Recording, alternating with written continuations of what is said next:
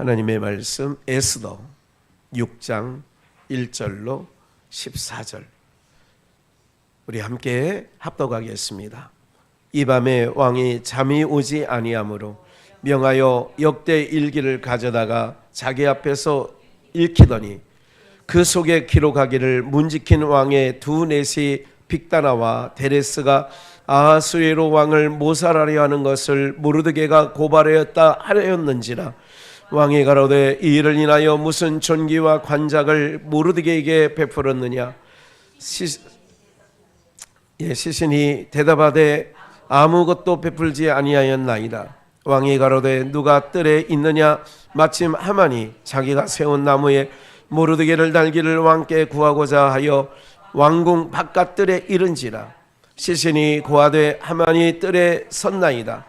왕이 가로되 들어오게 하라 하니 하만이 들어오거늘 왕이 묻되 왕이 존귀케 하기를 기뻐하는 사람에게 어떻게 하여야 하겠느냐.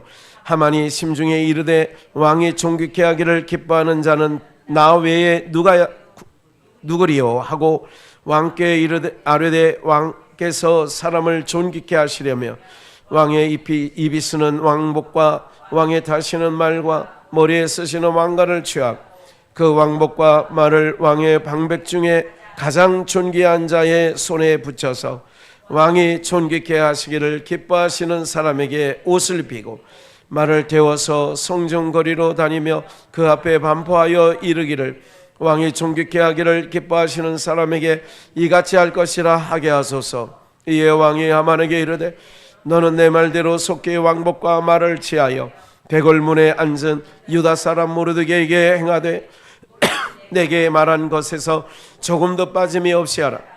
하만이 왕복과 말을 취하여 모르드게에게 옷을 입히고 말을 태워 성중거리로 다니며 그 앞에서 반포하되 왕이 존귀케 하시기를 기뻐하시는 사람에게는 이같이 할 것이라 아니라. 모르드게는 다시 대궐문으로 돌아오고 하만은 번뇌하여 머리를 싸고 급히 집으로 돌아와서 자기의 당한 모든 일을 그 아내 세레스와 모든 친구에게 고하며 그중 지혜로운 자와 그 아내 세레스가 가로되 모르드게가 과연 유다 족속이면 당신이 그 앞에 굴욕을 당하기 시작하였으니 능히 저를 이기지 못하고 분명히 그 앞에 엎드러지리이다. 아직 말이 그치지 아니하여 왕이 내시들이 이르러 하만을 데리고 에스더에게 베푼 잔치를 빨리 나가니라. 아멘. 신묘막측하신 하나님. 오늘 말씀은 신묘막측하신 하나님. 그 신묘막측이라고 하는 것은 그 수가 가히 측량할 수 없이 많다. 이게 수가 많다 그 얘기예요. 우리는 어떤 일을 당할 때에 곰곰이 생각하죠. 이 일을 어떻게 처리할까? 어떻게 해결할까? 우리는 그런 인간이지만 하나님에게는 그 수가 헤아리기 어려울 만큼 많으신 측량할 수 없는 하나님. 이게 신묘막측하다는 거예요. 시편에 말씀이 있죠. 시편 139편 13절 말씀에 보면 주께서 내 장부를 지으시며 나의 모태에서 나를 조직하셨나이다. 함께 읽어요. 내가 주께 감사함은 나를 지으심이 신묘막측하심이라. 주의 행사가 기이함을 내 영혼이 잘 아나이다. 내가 주께 감사하는 것은 13절에 나의 장부를 지으시고 내 모태에서 나를 조직하셨다. 지난 주일날도 이 말씀과는 다르게 시편 이사야 43장에 너를 조성하셨다. 너를 지으신, 너를 창조하신 이가 그렇게 얘기했죠. 그러니까 내가 주께 감사한 것은 나를 지으심이 신묘막측하시다는 거예요. 주의 행사가 기이하다는 거예요. 기이하여 그 수를 측량할 수 없는 것, 이게 신묘막측하시다는 거죠.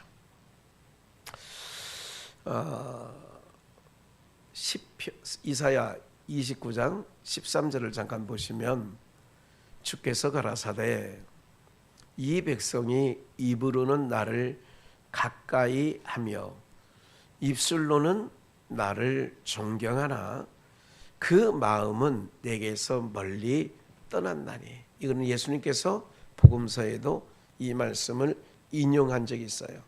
너희가 나를 입술로는 존경하나 너희 마음에서 내게 떠났다. 나를 경외함은 사람의 계명으로 가르침을 받았을 뿐이라. 그러니까 땅의 학문으로는 하나님을 경외할 수도 존경할 수도 없는 거죠. 14절 그러므로 내가 이 백성 중에 무슨 일이에요?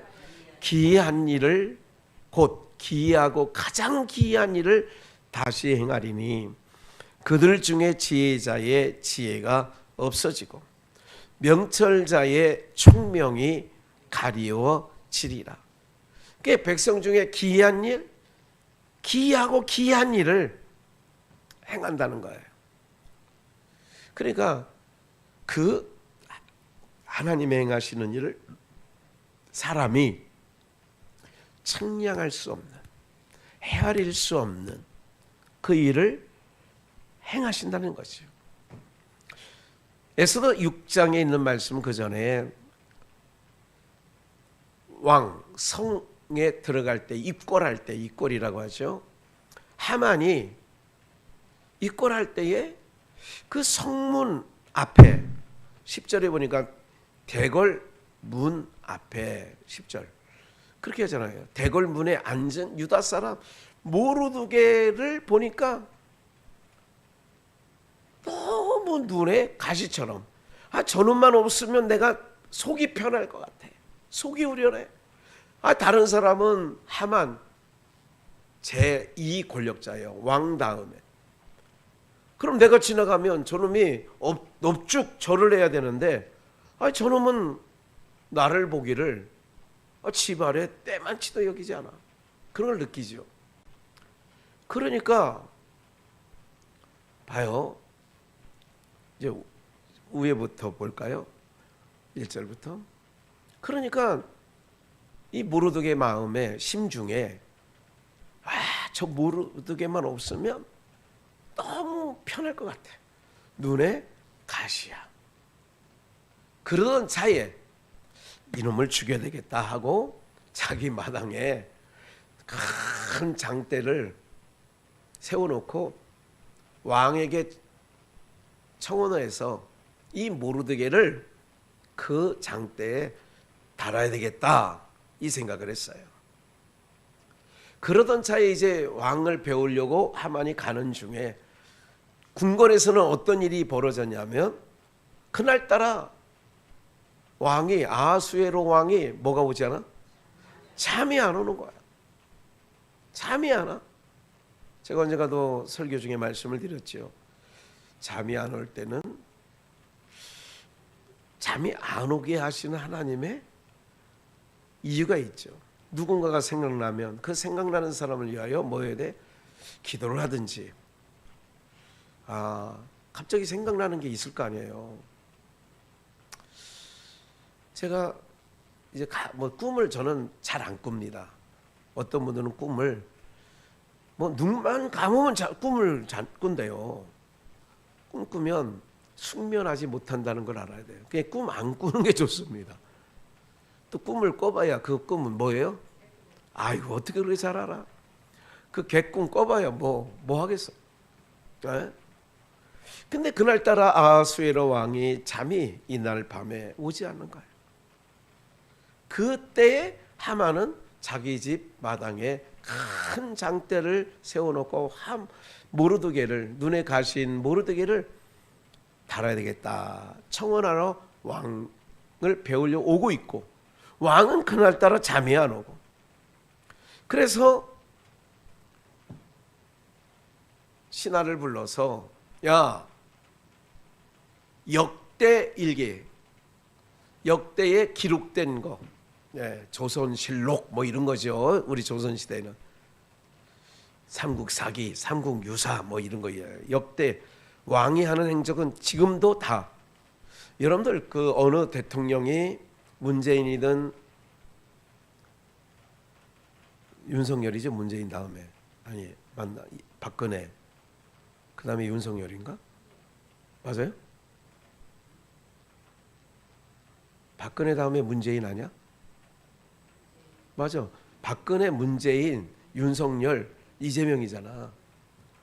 그거는 그래서 대통령 모든 거는 기록해가지고 그를 몇십 년간 기록에 보관하게 역사 기록관에 기록하게 되어 있어요. 이거는 옛날부터 기록된 거예요. 왕정 시대부터. 잠이 안 오니까 아수에로 왕이 야 여봐라. 자기가 지내왔던 자기 시대의 역대 일기를 좀 가져와서 읽어라.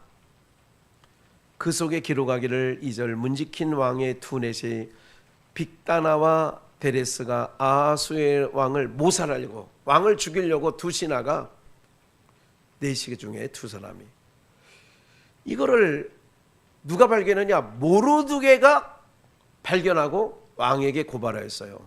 왕이요, 빅다나와 데레스가 왕을 모살하려고 합니다. 그래서 그 위기를 모면한 거예요. 3절 왕이 가로되 이렇게 모르드게가 이 일을 행해서 그럼 상을 준 적이 있냐? 그게 존귀와 관작을 모르드게 베풀었느냐? 시신이 대답하되 아무것도 베풀지 않아요. 그러니까 상 받을 때 상을 그때 안 받은 것도 뭐야? 하나님의 역사지. 아무것도 베풀지 않았다니까? 4절 왕이 가로되 누가 뜰에 있느냐? 여봐라! 밖에 누가 있느냐? 그런 거죠. 우리는 다 알아요. 에? 여봐라! 밖에 누가 있느냐? 하만이 자기가 세운 나무에 모르드게를 달기를 왕께 구하고자 아까 말씀드린 거죠. 왕궁 바깥들에 방금 딱 도착하는 거야. 왕은 시신이 신하가 기록을 읽는 것을 듣고 걔 여봐라 밖에 누가 있는 때마침 누가 등장해. 이게 여러분 이게 신묘막측이라니까. 누가 연출하냐? 하나님이 연출가요 감독이야. 하만 등장. 그런 거야. 하만 등장. 아수에로는 잠이 안 오는 거야. 내가 오후에 커피를 2잔 마셔서 오늘 잠이 안 오나? 아마 아수레 왕이 뭐 커피를 마셨는지 안 마셨는지 모르지만 이 시대는 없었어. 5절 신하가 구하되 하만이 뜰에 섰나이다. 왕이 가로되 하만 들어와. 6절 하만이 들어오거늘 왕이 묻되 왕이 존귀케 하기를 기뻐하는 사람에게 어떻게 하면 좋냐? 이제 하만은 자기 심중에 소설을 쓰는 거예요. 왕이 존귀케 하기를 기뻐하시는 자는 누구? 자기밖에 없다. 나 외에는 누가 있어? 왕께 아뢰되 왕께서 사람을 존귀케 하시려면 왕이 입으시는 뭐 왕복과 왕이 타시는 어거야 이게. 수레를 머리에 또 쓰시는 뭐를 왕관까지. 야 이놈 봐라 이거. 응? 인생은요 여러분들 모두가요 안 그런 것 같지만 이 대통령이 열흘간 유럽 순방을 하고 왔어요. 유럽 순방하는 갈 때는 정창래 민주당 대표 오지마, 나오지 마. 왜 오지 말라고 했어요? 꼴 보기 싫으니까 오지 말란 거겠지. 그런데 열흘간 가 있는 동안에 이번에 올 때는 그 정창래 대표 나오라 그래. 그 나왔어. 나와가지고 제 얘기가 아니라 언론에서 뭐라고 했냐면 무슨 인사에 누가 얘기했어? 여기는 우리 권사님은 TV 안 보니까 모르겠고 90도 인사를 언론에서 이렇게 폴더 인사. 핸드폰을 접는 거 있잖아요, 이렇게. 그래 폴더폰이라고 하는 걸 그걸 이렇게 접는 거를 잘 모르시죠? 그 이름을 뭐 폴더폰이라는 거 못 들어보셨지? 원전사님 언젠가 폴더폰이 있던데 지금도? 그 그래서 언론이 적기를 폴더 인솔을 냈대 90도로. 그리고 과거에 외국 순방 나갈 때 언젠가 또 언론이요. 그걸 비교해서 그때는 이렇게 했어. 근데 요번에는 90도. 여러분들 이 정치라고 하는 거는요. 권력 앞에는 이게 속에 칼을 품고 있어도 그 앞에는요. 어쩔 수 없는 거예요. 그러니까 하만이 이런 놈이 그런 놈이라고. 그러니까 왕관 씌우고 왕복을 입고 왕이 타는 말 어거를 태워서 뭐라고 하느냐? 9절 그 왕복과 말을 왕의 백성 중에 가장 존귀한 자의 손에 붙여서 그러니까 앞에 끄는 사람이 왕 1인자 자기가 2인자 세 번째 되는 사람을 그 말을 잡고 뭐라고 하느냐? 왕이 존귀케 하시기를 기뻐하는 사람에게 옷을 입혀서 존귀케 하기를 기뻐하시는 사람에게 이같이 할 것이다. 그러면서 이제 10절에 뭐라고 하느냐? 이에 왕이 하만에게 이르되 너는 내 말대로 속히 왕복과 말을 취하여 대궐 문 앞에 앉은 유다 사람 누구에게? 모르드게에게 행하되 그대로 네가 말한 대로 행하되 물은 내가 말한 것에서 조금도 뭐 없이. 그러니까 사실은 하만이 왕을 배우려 그 밤에 왜 왔어요? 모르드게를 죽이려고 재가를 받으러 온 거예요. 왕의 허락을 받으려고. 그래서 하나도 빠짐없이 시행하라 그랬더니 11절에 하만이 왕복과 말을 취하여 모르드게에게 옷을 입히고 왕복을 입히고 말을 태워 성중 거리로 다니며 그 앞에 반포하되 왕이 존귀케 하시기를 기뻐하시는 사람에게 이같이 할 것이라. 하만의 그 말하는 그 일이 어떻게 했어요 여러분들? 죽을 맛이지. 모르드게는 다시 대궐문으로 돌아오고 하만은 본네아의 머리를 싸고 급히 집으로 돌아갔어요. 이거를 자기 마누라 세레스와 모든 친척에게 내가 이런 일을 당했어. 그중 지혜로운 자와 그 아내 세레스가 가로되 모르드게가 과연 유다 족속이면 당신이 그 앞에 굴욕당하기 시작하였으니. 지혜로운 사람이 가만히 듣자 보니 이 모르드게가 유다 족속이면 이때부터 이제 모르드게가 당신을 굴욕시킬 거야. 능히 저를 이기지 못하고 모르드게를 이길 사람이 없다는 거야. 분명히 그 앞에 엎드러지리이다. 아직 말이 그치지 아니하여 왕이 내 시들이 이르러 하만을 데리고 에스더의 베푼 잔치에 빨리 나가니라. 그래서 이 내용은 뭐 7장 이게 6장이거든요. 7장 8장 가면 이제 에스더가 아수르의 왕을 초대하고 잔치를 베풀어요. 이 내용은 궁금하면 집에 가서 7, 8, 9장 읽어보시고 왕비 에스더의 옷자락을 붙잡고 저거 하니까 아하수령이 눈이 뒤집었어. 저 놈이 미쳤구나. 아니 내 왕비 에스더의 치맛자락을 잡고 지금 저놈이 무슨 짓 하는 거야. 그래가지고 결론은 모르드게를 달려고 했던 그 장대에 하만이 달리는 거예요. 네, 놀라운 역사죠. 이게 하나님의 신묘 막측. 모르드게를 달려는 장대에 누가 달려요? 본인이. 그래서 우리나라의 속담에 자기 꾀에 자기가 넘어가는 거예요. 그렇게 되는 거예요. 네. 하나님이 우리 인생에게 시편 107편 1절부터 드문드문을 보겠으면 여호와께 감사하라. 그는 선하시며 그 인자하심이 영원하미로다. 7절 또 바른 길로 인도하사 거주할 성읍에 이르게 하셨는데 8절 여호와의 인자하심과 인생에게 뭐 하신? 인생에게 하나님이 행하신 기적으로 말미암아. 이게 신묘막측이야. 계속 14절 흑암과 사망의 그늘에서 인도하시어 내시고 그들의 얼거 맨 줄로 끊으시고 15절 여호와의 인자하심과 인생에게 행하신 기적으로 말미암아 그를 찬송할지어다. 우리나라 역사 가운데도 일본에게 침략당하여 36년간 치욕을 당했죠. 그것도 하나님이 행하신 일이에요.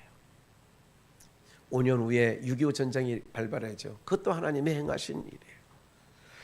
우리 인생에게는 그런 일들이 일제치하, 6.25 전쟁, 치욕적인 일이고 아픈 일이지만 그러나 하나님은 이 일들을 통하여 우리를 밭을 뒤집듯 오랫동안 유교 사상과 불교 사상에 쩌들어 있던 쌍놈과 양반 계급사회가 이루던 이 나라의 민족을 밭갈이하듯 이게 하나님이 우리 민족에 행하신 일.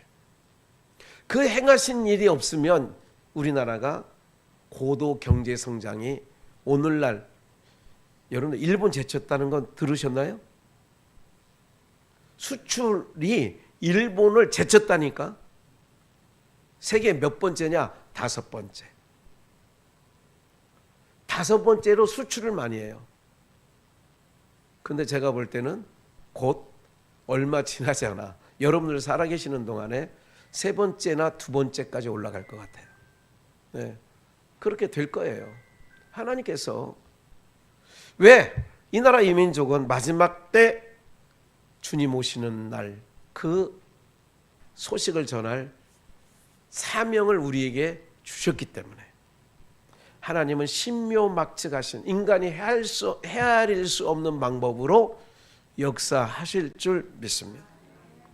여러분들이 살아계시는 날 동안 이 휴대폰이 이제는 LG, SK, KT 3개 통신사가 있습니다. 머지않아 그 통신사들은 다른 방법과 다른 길을 모색하지 않으면 살아남지 못해요. 왜? 여러분들 아세요? 지금은 이제 어디 가나 잘 터져요. 거의. 불과 5년, 6년, 7년 전에는 어디 가면 안 터지는 지역이 있었어요. 있었죠. 근데 지금은 그게 뭐냐? 기지국을 내가 가입한 통신사가 기지국을 그 동네에 안 세웠다. 그러면 강원도 오지에 가면 안 터져. 그런데 이제는 기지국 없이도 사막 아무것도 없는 그런 데에서도 이것이 터지게끔 하는 기술을 거의 완성 단계에 있고 그러다 보면 이제 그 통신사들은 이제 다른 방법을 모색해 봐야 되겠죠. 네. 그 기술은 이미 세계 유일하게 그 기술을 대한민국이 갖고 있다는 거예요. 그거를 일론 머스크가 우주 여행 뭐 이런 거를 계속해서 우주 공간에 그 많은 위성을 띄웠어요. 딱 쏴가지고 이게 수천 개, 수만 개 됩니다. 그거를 받아 쓰는 기술을 우리 대한민국이 개발을 했다는 거예요. 그걸. 그러니까 하늘에서 쏘니까 기죽이 필요가 없는 거예요. 어디 가도 이제 터지는 거예요. 이게. 그 기술이 우리에게. 가만히 생각을 해봐요. 하나님께서 이 나라 민족, 제가 이제 한 10년 전만 해도 이런 고민했거든요. 이런 고민이 아니라 모든 중동 국가의 기름이 뭐 유한한 거지 무한한 건 아니거든. 언젠가 고갈되거든요. 다 퍼먹으면 없는 거 아니야. 그럼 어떡하나 했더니 그것도 염려할 게 없더라고. 왜? 그것도 우리나라의 기술자가, 어느 과학자가 기가 막힌 걸 개발을 해가지고, 쉽게 해서 쓰레기같이 돼버린 그 기름찌꺼기, 여기에서 기름을 생산하는 거예요. 이게 전라북도에 그 공장이 지금 세워져 있고, 그래 많은 사우디아라비아의 그 장관까지도 거기를 지금 방문한 거예요.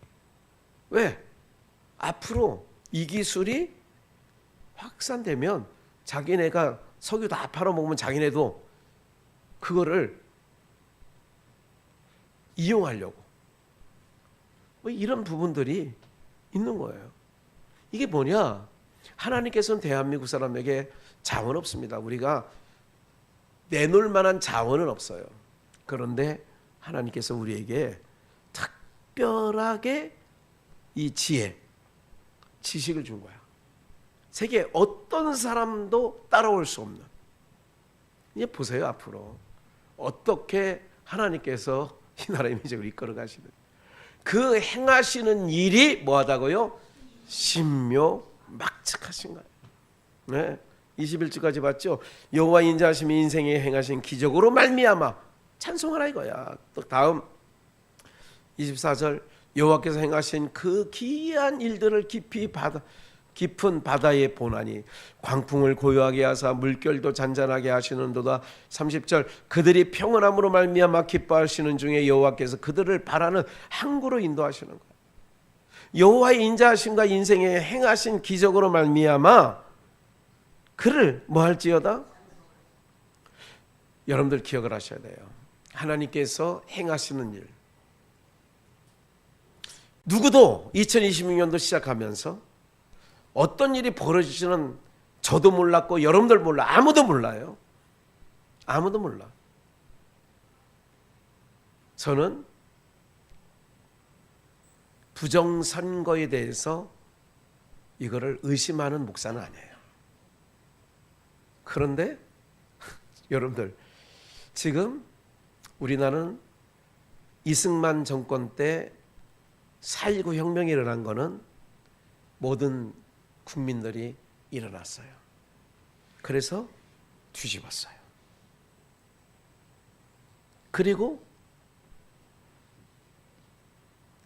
1987년도에 맞나?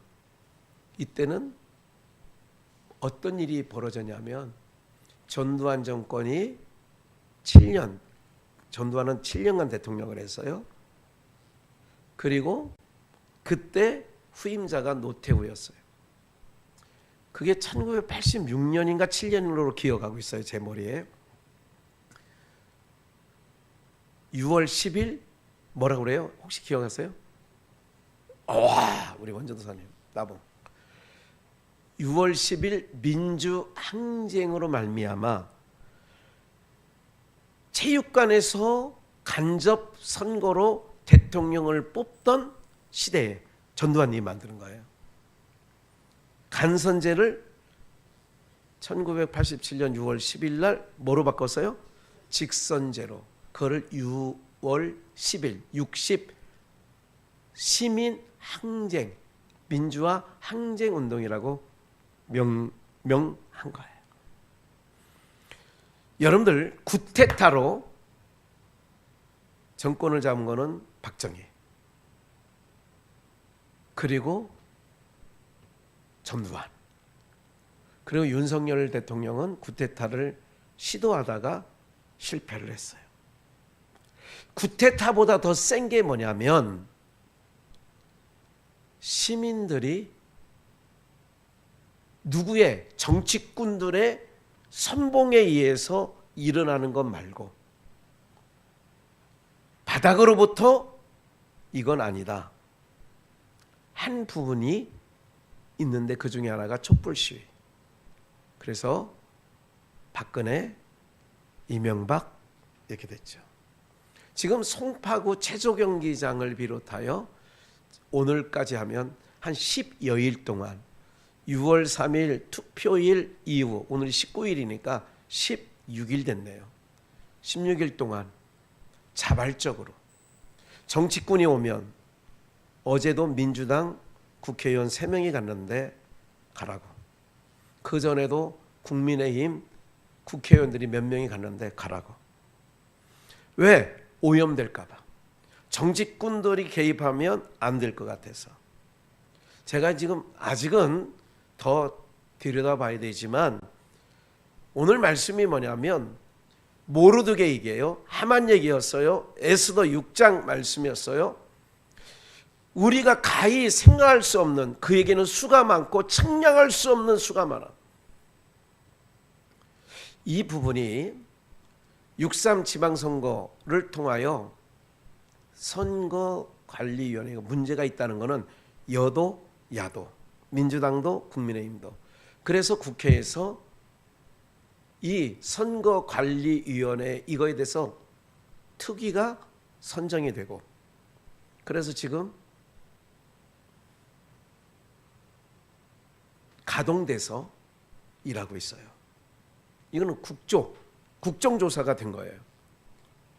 그러니까 여도 참여하고 야도, 이건 문제가 있다.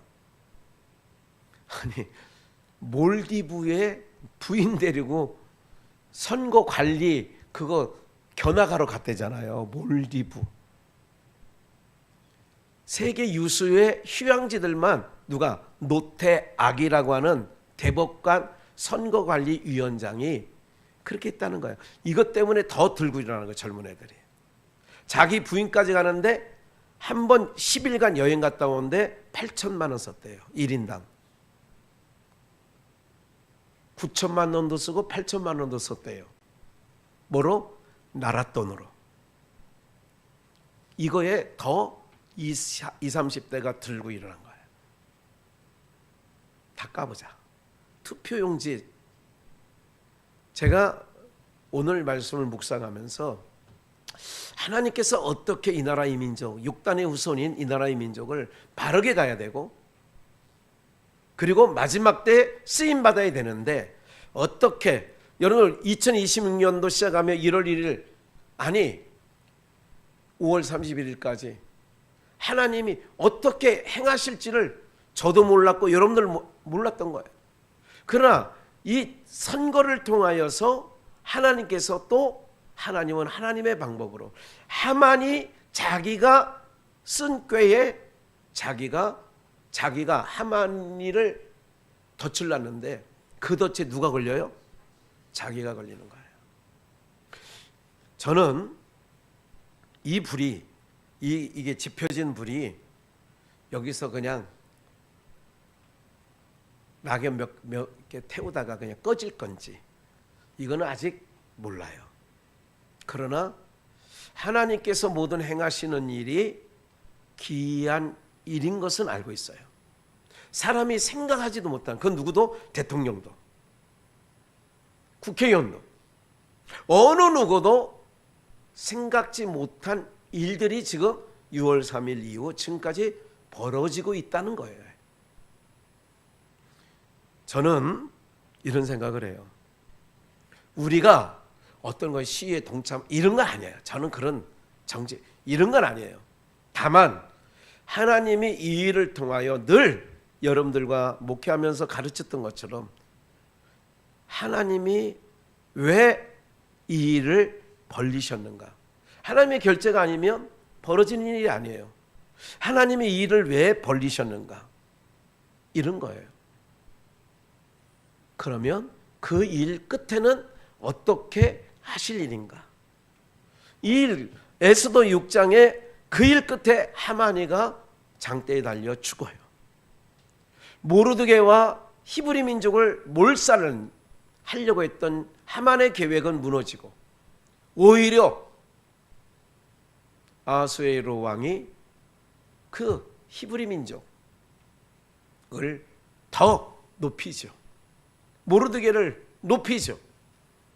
이게 하나님께서 행하신 그의 기이한 일이죠. 오늘 여러분들의 인생의 여정도 하나님이 개입하셔서 우리 인생도 우리 교회도 기이하게 행하여 가시는 줄 저는 믿습니다. 어제 어떤 목사님이 카톡이 왔어요. 근데 사실은 카톡을 제가 자주 확인하는 편인데 확인을 못하고 몇 시간이 지났어요. 그래 카톡이 왔길래 목사님 연락 한번 주세요. 근데 또 몇 시간 있다가 또 목사님 좋은 일이에요. 연락 한번 주세요. 그리고 저녁에 돼서 그게 이제 오후에 전화가 이게 문자가 들어왔는데 제가 언젠가 여러분 잘 아실 거예요. 그 주님 고도십니다 할 때 저기 공원에서 우리가 전도 집회 했잖아요. 찬양 전도 집회 할 때 워십팀 아시죠? 우리 교회 잘 오는 권지연 전도사가 리더고 이제 그 팀들이 그때 오셨어요. 그 팀들이 작년인가 올 초 같은데 하여간 말씀드렸어요. 거기 워십팀 화요일 날 모이는데 연습하려고 그 모임에 참여했다가 제가 말씀 좀 증거해 달라고 말씀을 증거했어요. 그때 6분이 참여했나 5분이 참여했나 했어요. 한 분이 늦게 왔나 해서 말씀을 증거했어요. 그리고 티타임 중에 어떤 목사님이 전퇴하는 얘기가 아니라 어느 분이 권지현 전도사에게 목사님 내가 부탁한 거 알아봤어요? 그 가만히 들어보니까 자기가 타는 차가 소울이라고 하는 차가 있어요. 이게 지금은 거의 단종되고 없어요. 옛날에 이영희 권사님이 희진이 엄마 타고 다니던 차가 소울이에요. 그 차 얘기를 하길래 제가 그냥 둘이 얘기하는 걸 그냥 앉아 있다 보니까 들었어요. 왜요? 아직 그거 팔으려고요? 저희 우리 집사람 차가 한 20년 가까이 됐는데 뭐 밑에 뭐 소리도 나고 막 그러는데 그거 그냥 한마디 던졌어요. 그냥 그때. 그랬더니 그 이후에 그 차주가 목사님 150 정도 어떻게 마련할 수 있으세요? 그래서 제가 무슨 뭐 그게 있는 것도 아니고 한 3번에 나눠서 제 머릿속에는 3번에 나누면 되지 않을까 해서 했는데 그것도 한 2-3달이 지나갔어요. 그러고도. 근데 아들은 나이가 반석 목사하고 동갑이더라고. 그 아들은 결혼해서 이제 얼마 전에 아이를 낳았어요. 저한테 전화 왔어요. 한 며칠 전에. 목사님 아들이요 300 정도는 이렇게 해서 내놨대요. 목사님 혹시 100만 원이라도 먼저 빨리 하면 계약하라는 거지. 100만 원 먼저 주면 그 차 정말 자기가 탄 차니까 너무 깨끗하게 탔다는 거예요. 너무 좋다는 거예요. 사람들마다도 이렇게 깨끗한 차가 있냐. 그런 얘기를 하시더라고요. 그러고도 100만 원 있냐가 그러고도 또 몇 주가 지나갔어요. 그때 많이 생각했어요. 좀 재정부 얘기해서 한 사례비를 한 석 달간 50씩 좀 땡겨 주라고 할까. 그거 있는지도 모르고 없는지도 모르니까 그냥 몇 주가 또 그냥 지나갔어요. 그냥 그냥 과도하게 짐을 지울 이유가 아니다. 목사가. 그 생각을 또 하고 지나갔어요. 어제 카톡이 왔다고 그랬잖아요. 목사님 좋은 일이니까 전화 좀 주세요. 그래서 집에 가서 저녁 먹고 전화를 했죠. 목사님 이제 카톡을 봤어요. 목사님 그러면서 한참 통화했어요. 1시간 넘게. 목사님 하나님께서 목사님 사랑하시나 봐요. 왜요? 그 리더인 권지연 전도사님이 그 얘기를 듣고 자기네 한교회 다니거든 지금. 그 얘기를 듣고 목사님 없나 봐. 얼마 전에 뭐 계약 기간 만료돼서 집도 뭐 몇백만 원 올려달라고 그래가지고 그거 하느냐고 아예 100만 원도 없이 지금 얘기를 했는데 대답이 없어. 목사님이 그랬나 봐. 자기네끼리. 근데 그 권지현 전도사라는 분이 어제 자기 보험의 약관 대출을 받아가지고 차주인 아들한테, 아들이 잠깐 타고 있었으니까 완납을 했으니까 목사님 다음 주에 명예이전만 해서 그냥 가져가면 돼요. 이 얘기를 하시더라고요. 제가 오늘 뭐 설교 중에 이 얘기는 안 하려고 했는데 그냥 생각이 나서 어제 있었던 일이에요. 그래서 이제 다음 주면 지금 타고 다니는 차는 어떤 폐차를 하든 뭘 하든 하고 이제 그렇게 얻게 됐어요. 이게 되어지는 일들이 이제 여러분들이 이거 얼굴 보니까 여러분들 일이 아니라고. 이제 전상근 권사님, 오명 권사님 그 차 타고 다녀야 돼 이제. 별로 좋아하진 않는 것 같아요. 여러분들이 남의 일이라고 배 아픈 것 같아요. 사촌이 땅을 사면 배 아프다고. 제 머릿속에 없었던 일이에요. 그리고 그거를 욕심낸 적도 없어요. 다만 바꿔주긴 해야 되는데 하는 마음은 갖고 있어요. 어제 그 목사님이 그런 얘기를 해요. 목사님, 하나님이 목사님을 정말 사랑하나 봐요. 네. 권지현 전도사는 남편이 사고로 장애를 얻어서 휠체어 타고 다니는 걸로 알고 있어요.